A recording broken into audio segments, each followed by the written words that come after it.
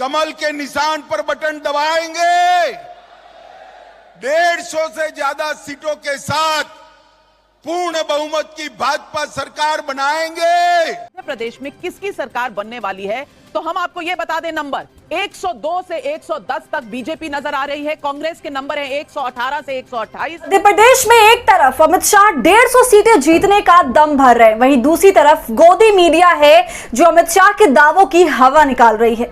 अगर times now जैसे गोदी के घर में भाजपा की हालत पतली दिखाई जा रही है तो आप अच्छे से जान और समझ सकते हैं कि हकीकत में जमीन पर कैसे हालात होंगे।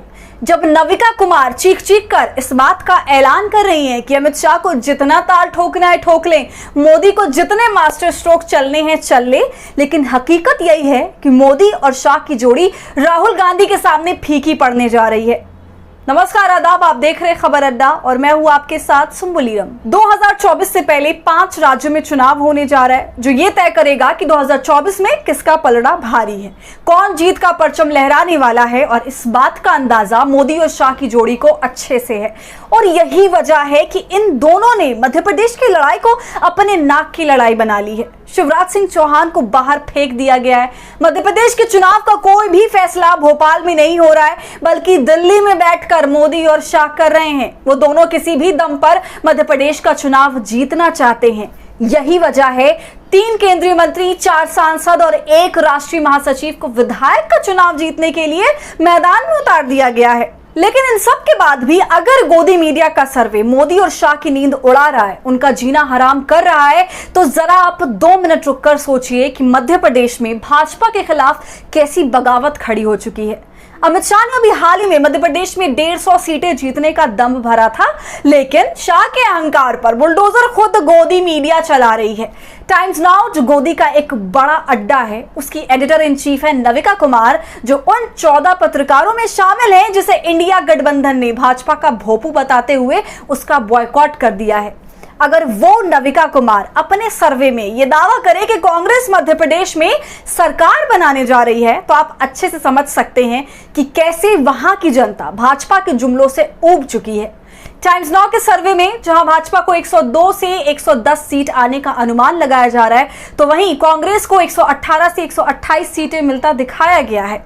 तो 230 सीटों वाली मध्य प्रदेश में सरकार बनाने के लिए 115 सीटों की जरूरत है और कांग्रेस को स्पष्ट बहुमत से ज्यादा 118 से 128 सीटें टाइम्स नाउ मतलब एक गोदी मीडिया दे रहा है। दरअसल ऐसी चालबाजी इस मीडिया ने कर्नाटक के चुनाव में भी किया था, क्योंकि इन्हें भाजपा द्वारा फेंकी गई हड्डियों का कर्ज भी तो उतारना है।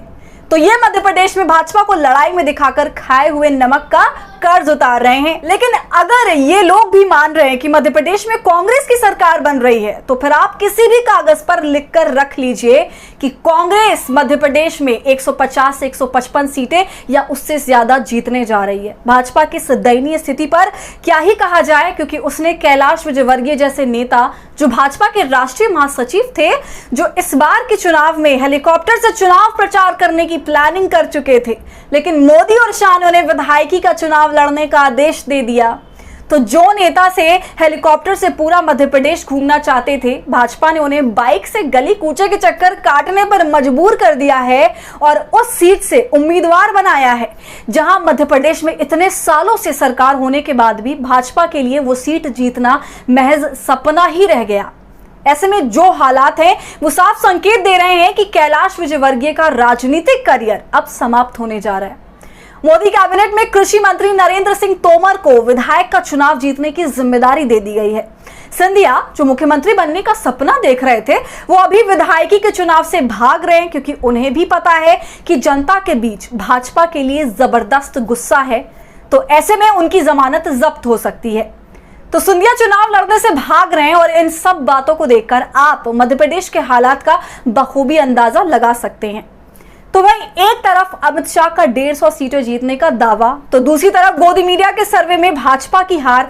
दोनों को आप कैसे देखते हैं हमें कमेंट कर जरूर बताएं। और हमारी फ्री जर्नलिज्म को आपके सपोर्ट की जरूरत है, वो तभी होगा जब आप जितना ज्यादा यूट्यूब पर ज्वाइन का बटन इस्तेमाल कर हमारे मेंबर बनेंगे और इससे हमारी हौसला अफजाई करेंगे। साथ ही अगर अब तक आपने हमारे चैनल खबर अड्डा को यूट्यूब पर सब्सक्राइब नहीं किया है तो इसे अभी कर लीजिए।